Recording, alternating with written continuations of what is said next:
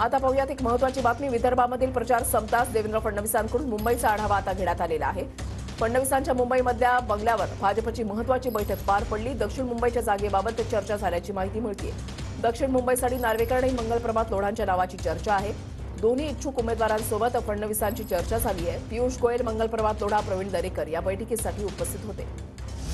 विनायक डावरुंग आमचे प्रतिनिधी या संदर्भातली अधिक माहिती देतील। विनायक, विदर्भातलं पहिल्या टप्प्याचं मतदान आणि पार पडल्यानंतर देवेंद्र फडणवीस रात्री मुंबईत जायला आलेले होते आणि मुंबईत ही बैठक पार पडलेली आहे। मध्यरात्री बैठक झालेली आहे।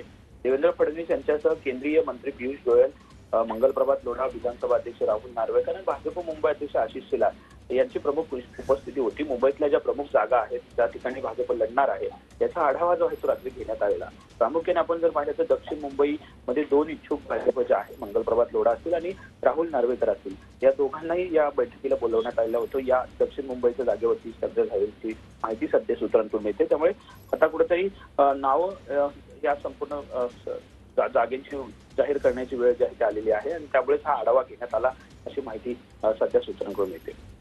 धन्यवाद विनायक दिलेल्या सविस्तर माहितीसाठी।